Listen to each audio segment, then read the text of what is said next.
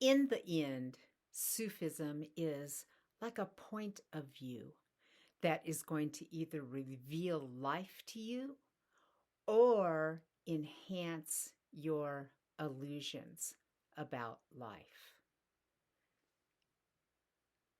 The illusions can feel very beautiful, and it is easy to use the concentration practices of Sufism to make your illusions more practical, more popular, all sorts of beautiful things, actually.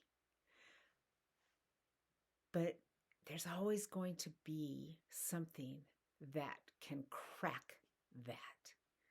Like, for instance, a terrible diagnosis of cancer or even death itself.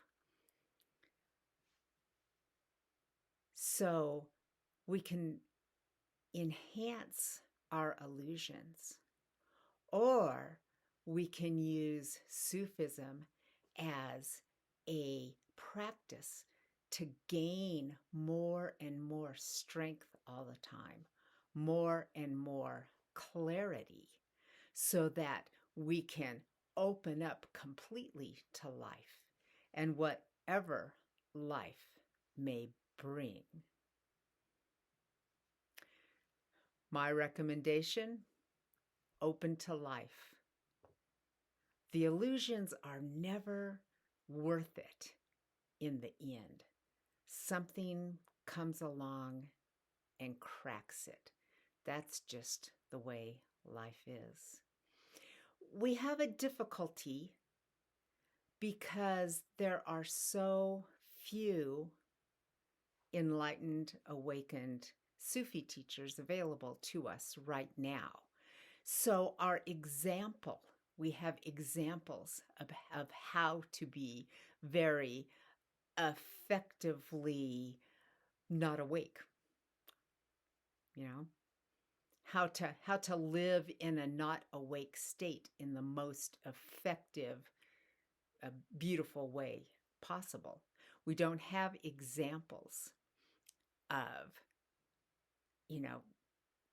people just living their lives awake. We don't even know how to see it, because an awake person isn't going to look like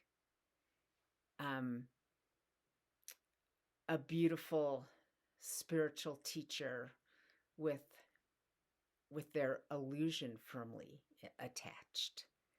Awake people are disconcerting and not necessarily nice and not necessarily beautiful. So we have a fabulous body of teachings coming to us from the native world. And one of our practices, of course, is to learn to really listen. So look for books that come from truly awake indigenous people, and look for people who disturb you, rather than just always looking for people that are going to make you feel better. Really listening is very much like suddenly getting a terrible diagnosis, because we don't always hear what we really want to hear. You know that you're actually listening if you hear something that you don't want to hear. Otherwise than that, we're just repeating the same thing over and over again, aren't we? So in the end, we always have this choice to choose to be more awake and what's going to feel like less safe. So you can choose to be more awake and less safe, because it feels like it's less safe. It's not necessarily actually less safe. Probably, maybe it's more safe to be fully awake.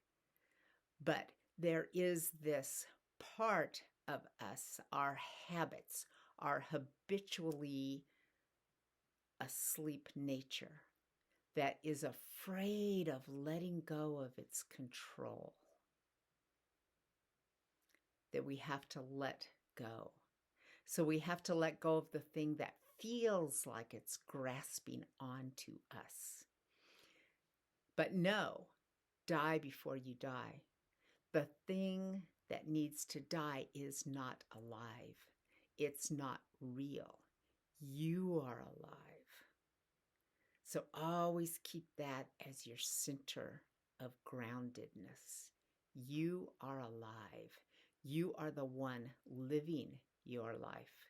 You're the one who gets the bad news. You're the one who gets the good news. You're the one who can relax into reality and let it flow you through to wherever it's going to go. So we can always choose the uncertainty of awakeness or the seeming safety of our illusions.